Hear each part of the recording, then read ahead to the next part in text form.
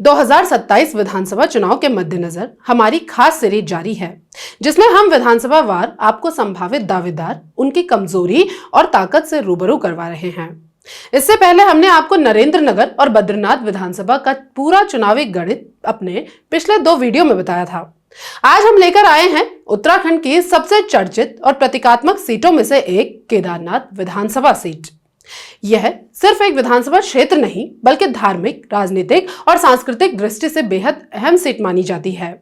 2027 के विधानसभा चुनाव की आहट के साथ ही यहां का चुनावी समीकरण बेहद दिलचस्प होने जा रहा है। 2024 के उपचुनाव में बीजेपी की आशा नौटियाल ने कांग्रेस के मनोज रावत को लगभग 5,622 वोटों से हराया था, जबकि एक निर्दलीय उम्मीदवार त्रिभुवन सिंह चौहान, जिनको बॉबी पवार का समर्थन प्राप्त था, वो भी करीब 9,000 वोट लेकर चर्चा में रहे। यानी साफ है कि इस सीट पर मुकाबला 2 के बीच नहीं, बल्कि त्रिकोणीय होने की संभावना ज्यादा है। खासकर तब और यह संभावना बन जाती है जब त्रिभुवन सिंह चौहान बॉबी पवार के उत्तराखंड स्वाभिमान मोर्चा से ताल ठोकने की तैयारी कर रहे हैं। खैर, सबसे पहले आपको इस सीट का चुनावी इतिहास और राजनीतिक ट्रेंड बताते हैं। केदारनाथ सीट हमेशा से कड़े मुकाबले वाली सीट रही है। 2017 में कांग्रेस के मनोज रावत यहां से जीते, जबकि 2022 में बीजेपी की शैला रानी रावत यहां से चुनाव जीतकर विधानसभा पहुंची। लेकिन 2024 में उनके अकस्मात निधन के बाद खाली हुई इस सीट पर हुए उपचुनाव में बीजेपी की आशा नौटियाल जीती। इन चुनावी समीकरणों और लगातार बदलते नतीजे बताते हैं कि यहाँ एंटी इनकम्बेंसी और स्थानीय मुद्दे चुनाव तय करते हैं। अब आते हैं 2027 के संभावित प्रमुख दावेदारों की तरफ, जिनमें पहला नाम आता है बीजेपी की आशा नौटियाल का। इनकी ताकत यह है कि ये यहां से 3 बार की विधायक रह चुकी हैं, क्षेत्र में मजबूत पहचान और पकड़ रखती हैं। बीजेपी संगठन और सरकार की पूरी ताकत भी उनकी मजबूती मानी जाती है। केदारनाथ धाम पुनर्निर्माण और पर्यटन विकास का नैरेटिव उनको फायदा पहुंचा सकता है। महिला वोट बैंक पर भी उनकी अच्छी पकड़ नजर आती है। 2022 में केदारनाथ विधानसभा सीट से वो पहली बार विधायक बनी थी। 3,000 से अधिक मतों से उन्होंने उस समय कांग्रेस की शैला रानी रावत को हराया था। 2007 के चुनाव में उन्होंने दूसरी बार यहां से जीत दर्ज की। कुंवर सिंह नेगी, जो कांग्रेस प्रत्याशी रहे, उनको उन्होंने नजदीकी मुकाबले से हराया था। लेकिन 2012 में कांग्रेस की शैला रानी रावत ने उनको 2,500 मतों के अंतर से हराया। 2017 में कांग्रेस से भाजपा में गई शैला रानी रावत को भाजपा ने टिकट दिया, जिससे नाराज होकर आशा नौटियाल निर्दलीय चुनाव लड़ी और हार गई। और अब शैला रानी के निधन के बाद हुए 2024 के उपचुनाव में उन्होंने फिर से इस सीट पर जीत हासिल की। लेकिन इस बार 2027 के चुनावी गणित को देखते हुए भाजपा उनको फिर एक बार चुनावी मैदान में उतारती है, तो पूर्व के चुनावों के विपरीत इस बार यहां से उनके लिए चुनाव काफी मुश्किल भरा हो सकता है। कारण है स्थानीय स्तर पर भूमि कानून, पर्यटन मॉडल और पर्यावरण को लेकर असंतोष इस विधानसभा में दिखाई देता है। सड़क, स्वास्थ्य और पलायन जैसे मुद्दे लगातार उठते रहे हैं। एंटी इनकम्बेंसी का फैक्टर सबसे ज्यादा उनकी चिंताएं बढ़ा सकता है। कई बार कई विवादों के कारण उनका घेराव यहाँ के लोगों ने किया है। जो महिलाएं उनकी ताकत थी, अब उन्हीं महिलाओं में उनका विरोध भी देखा जा रहा है। इससे यह प्रतीत होता है कि उनके वोट बैंक में दरार पड़ रही है, जो उनके लिए आने वाले चुनाव में मुश्किल की वजह बन सकता है। बीजेपी के दूसरे प्रत्याशी के रूप में निर्दलीय चुनाव लड़कर अपनी ताकत का एहसास कराने वाले कुलदीप रावत भी यहां से भाजपा उम्मीदवार हो सकते हैं। कुलदीप रावत निर्दलीय ही 2 बार चुनाव लड़ चुके हैं और दोनों बार ही वो दूसरे नंबर पर रहे हैं। उपचुनाव के दौरान भी उनकी उम्मीदवारी की चर्चा थी, लेकिन बीजेपी ने उनको टिकट नहीं दिया। उस समय कयास लगाए जा रहे थे कि एक बार फिर वो निर्दलीय चुनाव लड़ सकते हैं, लेकिन तब पार्टी ने उनको मना लिया।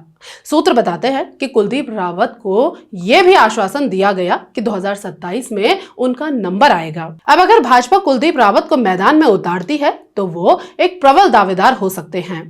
युवाओं के साथ होने के चलते कुलदीप रावत के पास एक मजबूत टीम यहाँ है। 2 बार चुनाव में उन्होंने खुद को साबित भी किया है, वो भी निर्दलीय। ऐसे में अगर बीजेपी उनको टिकट देती है, तो खुद के जनाधार और पार्टी के कैडर के साथ वो इस सीट पर बीजेपी को आसान जीत दिला सकते हैं, बशर्ते बीजेपी संगठन का साथ मिले। भाजपा के पास इस सीट से तीसरे दावेदार के तौर पर पूर्व विधायक स्वर्गीय शैला रानी रावत की पुत्री ऐश्वर्या रावत भी दावेदारों की कतार में है। शैला रानी रावत इस विधानसभा में अच्छी खासी पकड़ रखती थी। उनको एक सहज और सुलभ नेता के तौर पर यहाँ देखा जाता था। उनके लिए एक सम्मान आज भी इस विधानसभा में दिखाई देता है, जो उनकी पुत्री ऐश्वर्या के लिए सुखद राजनीतिक जमीन तैयार करने में महत्वपूर्ण साबित हो सकता है। हालांकि उनकी पुत्री राजनीति में सक्रिय पहले से नहीं थी, लेकिन शैला रानी की असमय मृत्यु के बाद वो लगातार जनसंपर्क में रही हैं। एक सहानुभूति भी उनको लोगों की तरफ से मिलती दिखाई देती है। ऐश्वर्या रावत ने उपचुनाव में भी दावेदारी जताई थी। अब भाजपा में फिलहाल वो दायित्वधारी हैं।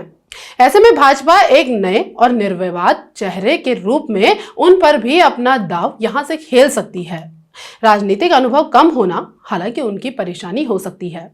बात दूसरी मुख्य पार्टी कांग्रेस की करें तो मनोज रावत के रूप में कांग्रेस के मजबूत उम्मीदवार दिखाई देते हैं, जो कांग्रेस के यहाँ पर सबसे बड़े और मजबूत नेता के तौर पर अपनी पहचान रखते हैं।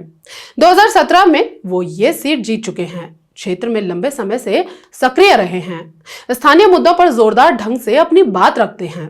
उनकी ताकत परंपरागत कांग्रेस वोट बैंक, जिसमें मुख्य रूप से ग्रामीण और कर्मचारी वर्ग मानी जाती है। उनकी कमजोरी यह है कि 2022 और 2024 दोनों में लगातार हार से उनका कद थोड़ा जरूर घटा है। दूसरा, उनके व्यवहार में कई लोगों द्वारा कमी बताई जाती है। मनोज रावत के लगातार 2 हार के बाद पार्टी में वैकल्पिक चेहरे की चर्चा भी बढ़ी है। बावजूद इसके भी वो अभी भी कांग्रेस के सबसे बड़े नेता के तौर पर पहचान रखते हैं। कांग्रेस के पारंपरिक समर्थकों में उनके जमीनी नेता की छवि बनी हुई है। 2024 के उपचुनाव में हार के बावजूद उनके वोट में काफी उछाल आया, जो उनके लिए सकारात्मक संदेश जरूर है। हालांकि लंबे समय से ऊखीमठ, गुप्तकाशी, जखोली क्षेत्र में सक्रिय रहे हैं। स्थानीय मुद्दे जैसे सड़क, केदारनाथ यात्रा व्यवस्था, ग्रामीण रोजगार पर लगातार आवाज उठाते रहे हैं। इसी वजह से पारंपरिक समर्थकों में उनकी जमीनी नेता की छवि बनी हुई है। एक और अन्य दावेदार के रूप में कांग्रेस के पास यहां से कुंवर सिंह सजवाण भी हैं।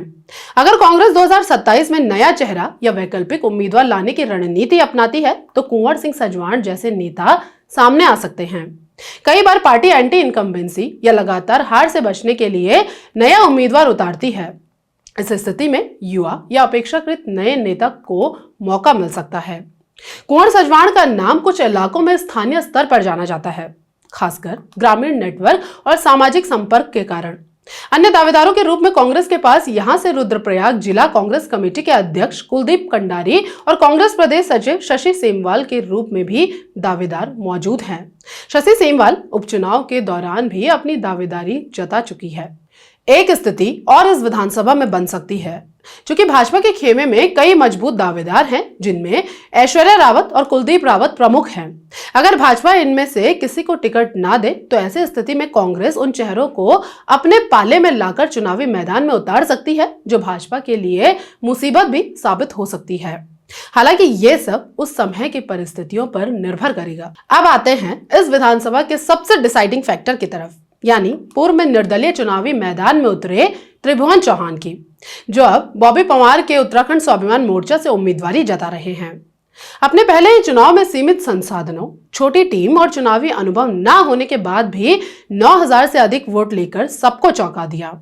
त्रिभुवन चौहान एक अच्छे पढ़े लिखे युवा है, साथ ही स्थानीय मुद्दों को जोर शोर से उठाने की क्षमता, एंटी पार्टी वोट को आकर्षित करने की संभावना उनके मैदान में होने से दिखाई देती है। 2024 उपचुनाव में करीब 17% वोट लेकर उन्होंने अपना प्रभाव दिखाया था। बॉबी पंवार के समर्थन से उन्होंने जिस तरह से उपचुनाव लड़ा वो बताता है कि अगर इस बार भी वो चुनाव में होते हैं तो मुकाबला अब 2 पार्टियों के बीच न रहकर त्रिकोणीय हो सकता है। युवाओं का एक बड़ा वर्ग बॉबी पंवार की ताकत के साथ त्रिभुवन के साथ मौजूदा समय में दिखाई देता है। उपचुनाव के बाद जिस तरह से वो गांव-गांव जाकर वाहन की समस्याओं को उठा रहे हैं, लोगों से जनसंपर्क में जुटे हुए हैं, उससे उनका प्रभाव अब बहुत बड़ा है।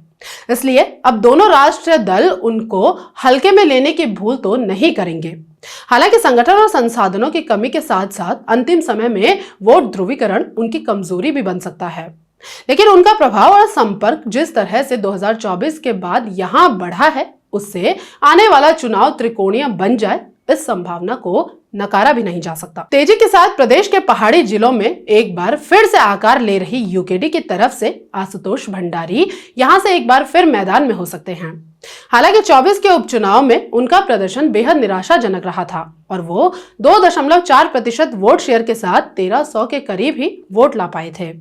अब अगर एक बार फिर वो चुनावी मैदान में होते हैं तो कोई खास करिश्मा वो कर पाएंगे इसकी उम्मीद कम है, लेकिन चुनावी ऊंट है जो कब करवट बदल ले इसके बारे में कहना मुश्किल है।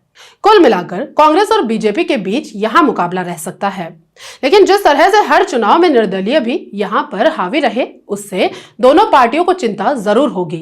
सबसे ज्यादा चिंता यहां कांग्रेस के लिए होगी, क्योंकि इस विधानसभा का इतिहास बताता है कि जब जब निर्दलीय यहां से वोट लेने में कामयाब हुए हैं तब तब कांग्रेस को हार का सामना करना पड़ा है। सिर्फ एक बार छोड़कर जब आशा नौटियाल ने शैला रानी रावत को टिकट मिलने के बाद निर्दलीय चुनाव लड़ा, क्योंकि तब भाजपा के वोट बैंक में ही उन्होंने सेंध लगाई थी, जिस कारण मनोज रावत चुनाव जीतने में कामयाब हुए। जातीय समीकरणों को देखें तो इस सीट पर ठाकुर राजपूत सबसे बड़ा वोट बैंक है, जिनका अनुमानित हिस्सा 35 से 40% है। विधानसभा चुनाव में निर्णायक भूमिका इनकी होती है और कई बार उम्मीदवार का चयन भी इसी समीकरण को देखकर होता है। जबकि ब्राह्मण वोटर्स का अनुमानित हिस्सा 18 से 22% है, जो चुनाव में संगठित वोट बैंक माना जाता है, लेकिन ब्राह्मण वोट कई बार निर्णायक स्विंग वोट बन जाते हैं।